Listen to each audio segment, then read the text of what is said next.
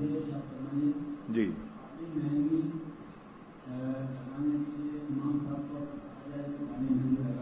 ہاں اچھا جی جی انہوں نے پوچھا کالی مہندی، یہ تو ایسے ہے جیسے سفید کوا تو ہوتا ہی کالا، مہندی کالی کہاں ہوتی ہے؟ اصل مسئلہ یہ ہے بھائی کہ مہندی میں ایک بوٹی ہے جس کو کتم یا کتم کہتے ہیں، چائے کی پتی کی طرح، اس کو مہندی میں ڈالا جائے تو وہ کالی ہو جاتی۔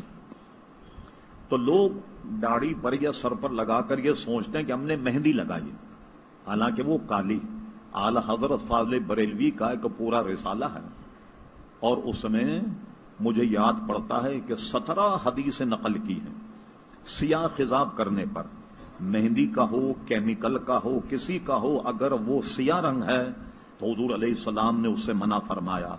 بلکہ ایک حدیث میں یہ ہے کہ کبوتر کی دم دیکھ کر فرمایا کہ ایسے رنگ سے بچو، اور ایک حدیث یہ نقل کی کہ جو کالا خضاب لگائے تو کل قیامت میں اس کو منہ کالا کر کے لایا جائے گا حشر میں، اس لیے کالا خضاب لگانا جائز نہیں۔ جیسے آپ کے جاپان نے کچھ کلر نکالے، تقریباً 45-44 کلر ہیں وہ، ٹھیک، اب اس میں مثال کے طور پر کوئی بھورا کلر ہے یا لال ہے مہندی کی طرح، اس میں تو کوئی حرج نہیں، ایسا اگر کوئی کلر لگائیں، اور سب سے بہتر کیا ہے کہ مہندی لگائیں جو لال اور سرخ ہوتی ہے، مہندی لگانا جائز، اور بعض حضرات نے اس کو سنت بھی قرار دیا۔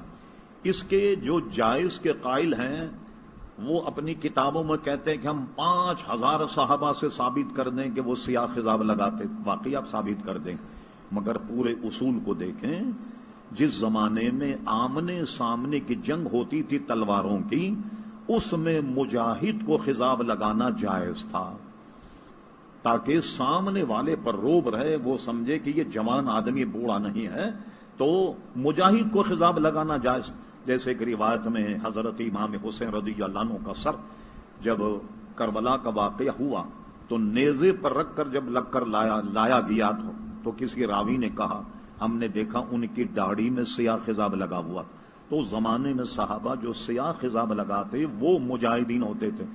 تو آج کل تو آپ مورچے میں بیٹھ کر کے ٹھس کر کے آدمی کو مار دیں، اس میں داڑھی کالی کرنے کی ضرورت ہے؟ اس میں جوان اور بوڑھے کی کوئی تخصیص ہے؟ کام تو سارا آپ جانتے ہیں کہ گولیوں کا اور راکٹوں کا ہے، تو آمنے سامنے کی جو لڑائی ہے بالکل ختم ہو گئی۔ اور یہ سن لیے، آمنے سامنے والی لڑائی سے مسلمانوں سے کوئی جنگ آج بھی نہیں جیت سکتا، اتنے میدان کے مسلمان مضبوط ہیں۔ نہیں، اب یہ ٹیکنالوجی جنگ ہے، عراق کو دیکھ لیا، اب اگر آپ نے پڑھا اور آپ کے ذہن میں، جب اس نے کویت پر قبضہ کیا ہے، عراق کی تو 1 لاکھ فوج مری، اور امریکہ کے مشکل سے 100-150 آدمی مرے، اس لیے کہ ٹیکنالوجی کی جنگ ہے، راکٹوں۔ ہمارے یہاں افغانستان میں لڑائی ہو رہی، لوگوں نے کہا ہم جہاد کے لیے جا رہے ہیں۔ جہاد کے لیے کیسے گئے؟ ڈنڈی اور بندوق لے کر افغانستان جا رہے ہیں جہاد میں، انگریزوں سے جنگ لڑ۔ 800 مجاہدین ایک اسکول میں بیٹھے ہیں، ایک ٹھس سے راکٹ پڑا، پتا چلا کہ 800 آدمی مر گئے۔ تو بھائی جس سے جنگ کرنی ہو کچھ اس کا پاسنگ تو ہو، اس کے پاس بندوق ہو تو آپ کے پاس بھی بندوق ہونا چاہیے، اس کے پاس جہاز ہو تو آپ کے پاس بھی ہونا۔ اب اس کی کالی اور سفید داڑھی سے کیا کر؟ ایک تو یہ بات، دوسرا یہ جو ہے نا کہ مہندی جو ہے وہ کالی ہے۔ اردو ادب میں بھی اگر آپ دیکھیں تو مہندی کا رنگ جو ہے وہ ادب میں سرخی بتایا گیا۔ جیسے میں آپ کے سامنے کے شعر پڑھتا ہوں، کہتے ہیں رنگ لاتی ہے ہنا پتھر پہ گھس جانے کے بعد، سرخرو ہوتا ہے انسان ٹھوکریں کھانے کے بعد۔ یہ شعر ہے یہ۔ ابھی دیکھیں اس میں اردو ادب میں بھی کیا کہا گیا، جو مہندی ہے اس کو جب پیسا جائے، پیسنے کے بعد جب لگائی جائے تو ظاہر کے رنگ لاتی۔ تو اس کا کہنے کا مطلب یہ تھا کہ آدمی بھی بہت زیادہ مسئلے میں پیسنے کے بعد پھر جا کر وہ پختہ ہوتا۔ اب بتائیے اردو ادب میں شاعر نے مہندی کا رنگ کیا بتایا؟ لال بتایا، سرخ بتایا۔ اب آپ نعتیہ صنف میں آپ آئیے، بڑا ایمان افروز شعر، عموماً زہر کا رنگ جو ہے وہ ہرا ہوتا، جیسا مشہور زہر ہے نیلا طوطا لوگ اس کو کہتے ہیں، طب میں اس کا نام ہے نیلا طوطیا۔ عموماً جلد بنانے والے لوگ جب وہ لئی بناتے ہیں نا تو اس میں نیلا طوطا ڈالتے ہیں۔ نیلے طوطے سے کیا اس کی لائی کا وزن بڑھ جاتا ہے؟ کیا ہوتا؟ نیلا طوطا ڈال کر جب جلد بندی کرتے ہیں تو نیلے طوطے کی وجہ سے اس میں کیڑا نہیں لگتا، اس لیے نیلا طوطیا اس میں ملاتے ہیں تو اس کا رنگ کیا ہے؟ ہرا۔ عموماً مشہور ہے کہ زہر کا رنگ جو ہے وہ ہرا، جب آدمی شہید ہو تو جب خون نکلتا ہے تو خون کا رنگ کیسا ہے؟ سرخ ہے۔ تو کسی شاعر نے حسنین کریمین پر یہ شعر کہا، حسن کو سبز ملی حسین کو سرخ، بٹی کیسی نواسوں میں ہی نامدینے کی۔ امام حسن کو زہر دیا گیا، امام حسین جو ہیں وہ شہید ہوئے، تو کہتا حسن کو سبز ملی اور حسین کو سرخ، بٹی کیسی نواسوں میں ہی نامدینے کی۔ اب اردو ادب میں بھی مہندی کا کلر کیا ہوا؟ سیاہ نہیں ہے بلکہ سرخ ہے، اور سیاہ خضاب سے حضور علیہ السلام نے گویا منع فرمایا۔ ملفوظ ایک رسالہ تو اپنی جگہ ہے بڑا مفصل، ملفوظات میں اس میں ہوتا کیا ہے، جیسے میں اب سوالوں کا جواب دے رہا ہوں، ظاہر پوری تفصیل تو نہیں بیان کروں۔ کسی نے اعلی حضرت سے پوچھا، حضور یہ آدمی اگر بوڑھا ہو جائے، بال سفید ہو جائیں تو خضاب لگانا کیسا؟ تو دلائل پر تو کتاب لکھی، اور یوں ہی ہم جیسے آدمی کو سمجھانے کے لیے کہا، بوڑھا بیل اگر سینگ کٹوا لے تو کیا بچڑا بن جائے گا؟ بوڑھے بیل کے اگر سینگ کاٹ دیے جائیں تو کیا بچڑا بن جائے گا؟ اب آئینے میں کھڑا وہ اپنے آپ کو بھی دھوکہ دے رہا، خود ہی خضاب لگا رہا، اپنے آپ کو خوش ہو رہا کہ میں جوان۔ ارے بھائی جب سارا خزانہ خالی ہے تو کہاں سے جوان ہو گیا؟ اپنے آپ کو جناب ایک صاحب میں نام نہیں لیتا کہ بہت بوڑھے تھے، کوئی خضاب لگاتے، اب ایسے ہاتھ ہل رہے ہیں اور ایسے خضاب لگا رہے ہیں۔ کوئی صاحب ملنے آ گئے، کہنے لگے حضور اس وقت خضاب کی کیا ضرورت، اب تو موت کی تیاری ہو رہی ہے۔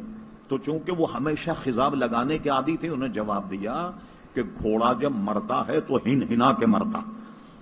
ہاں تو ہم نے سوچا بھی سفید بال میں کیوں مرا جائے، تاکہ خوب کالی کر کے جب گھوڑا مرے تو ہن ہنا کر کے مرے، تو اس لیے میں خضاب لگا رہا ہوں۔ تو عموماً اس سے بچیں۔ ہاں مہندی لگانا سنت ہے، اور بلکہ حضرت ام المومنین حضرت عائشہ صدیقہ سے جب پوچھا گیا، حضرت ام المومنین نے منع فرمایا، حضور مہندی نہیں لگاتے، علماء نے اس کو سنت لکھا۔ ام المومنین کی دلیل یہ تھی کہ حضور علیہ السلام کا جب وصال ہوا تو آپ کے سر میں اور داڑھی میں کل سفید بال 19 یا 20 تھے۔ جب اتنے کم سفید بال تھے تو اب مہندی لگانے کی کیا ضرورت تھی، لیکن علماء نے اس کو جائز لکھا۔ ایک بات، یا مہندی میں کوئی ایسا رنگ ملا دیا جائے جس سے اس کا کیا کہتے ہیں رنگ جو ہے وہ چاکلیٹی قسم کا ہو جائے، کتھئی قسم کا ہو جائے، یہ بھی جائز ہے۔ کیوں کہ اگر کتھئی رنگ بھی ہو تو پہلے پتہ تو لگ جائے نا کہ یہ آدمی بوڑھا ہے اور اس نے گویا مہندی لگائی ہے، تو اس کے بڑھاپے کو جو ہے وہ ظاہر ہو جائے۔ یہ تو مسئلہ ہے۔ اب اس کی فضیلت سنیے آپ۔ ایک بہت بڑے محدث تھے، ان کا انتقال ہوا، اس کی فضیلت بھی سنیے۔ جب ان کے پاس فرشتے آئے، من ربوں کا ماں دینوں کا، جب ان سے سوالات کیے، ان کا ٹھہر جاؤ، سوالات تو بعد میں کرنا، میں تمہیں حضور کی ایک حدیث سناتا ہوں۔ اچھا یہ کیا ہوتا ہے؟ آپ کہیں کہ اس کی سند کیا ہے؟ یہ مکاشفات ہوتے ہیں، اس میں سند نہیں ہوتی۔ کوئی بزرگ جو ہے جس کے ساتھ یہ واقعہ بیتا، وہ اپنے کسی قابل معتبر شاگرد کے خواب میں آن کر کے اس کو بیان کرتا ہے۔ یہ پورا باب ہے ہمارے یہاں، سمجھ گئے؟ ایک بزرگ تھے بہت بڑے شاعر، جب ان کے پاس فرشتے آئے تو انہوں نے کہا اچھا یہ بتاؤ کہ جواب تو میں نظم میں دوں یا نثر میں دوں؟ تو انہوں نے تینوں جواب جو وہ شاعری میں دیے، اور وہ ہماری کتابوں میں موجود ہیں، بزرگان دین کا اپنا معاملہ۔ انہوں نے کہا بھائی سوالات تو بعد میں کرنا، پہلے حدیث سنو۔ انہوں نے پہلے حدیث کی سند پڑھی، اور سند پڑھنے کے بعد حدیث بیان کی کہ نبی کریم علیہ السلام نے ارشاد فرمایا، جس آدمی کی داڑھی اسلام میں سفید ہو جائے اللہ تعالیٰ اسے عذاب دینے میں غیرت کرتا ہے۔ اسلام میں جس کی داڑھی سفید ہو جائے اللہ تعالیٰ اس کو عذاب دینے میں غیرت کرتا۔ ایک اور محدث کا میں نے واقعہ پڑھا، انہوں نے کیا کیا، وہ جوانی میں انتقال کر کے بہت بڑے عالم، تو وصال کے وقت کسی نے پوچھا کوئی وصیت ہے؟ کہنے کہ ایک میری وصیت ہے وہ یہ ہے کہ میری داڑھی میں چونا لگاؤ، میدا لگاؤ، جو کچھ بھی لگاؤ، داڑھی سفید کر کے مجھے قبر میں دفن کرو۔ بڑھاپا تو آیا نہیں، ہو سکتا ہے بوڑھوں کا حلیہ اپنانے میں اللہ مجھ پہ رحم فرمائے۔ ایک بات، تیسری حدیث ابن کثیر نے لکھا کہ سب سے پہلے داڑھی ابراہیم علیہ السلام کی سفید ہوئی، اس سے پہلے کسی کی داڑھی سفید نہیں ہو سکتی تھی ابن کثیر کے قول کے مطابق۔ جب ابراہیم علیہ السلام کے داڑھی میں کچھ بال سفید ہوئے تو انہوں نے ایسے داڑھی پکڑ کر جو عجیب چیز دیکھی تو اللہ تعالیٰ کے دربار میں کہا اللہ تعالیٰ یہ کیا ہے، یہ تو بال سفید ہو رہے ہیں۔ فرما ابراہیم ہم تمہارے درجات کو بلند کر رہے ہیں۔ ابراہیم علیہ السلام نے عرض کی مولا تو اسے تو اور زائد کر دے، یعنی اس کو اور بڑھا دے۔ تو گویا داڑھی کے بال سفید ہونا ایک بزرگی بھی ہے اور اللہ کے عذاب سے بچنے کے ڈھال بھی ہے، اور جب ایسا آدمی قبر میں رکھا جائے اللہ تبارک و تعالیٰ ان کے اسلام میں جو بال سفید ہو یعنی مسلمان ہونے کی حیثیت سے ان کو عذاب دینے سے غیرت فرماتا۔ تو کتنی فضیلتیں بال کے سفید ہونے میں، لہذا خضاب سے بچا جائے، مہندی لگا لی جائے۔ لمبا ہو گیا سوال، جی پوچھیے آپ، بہت دیر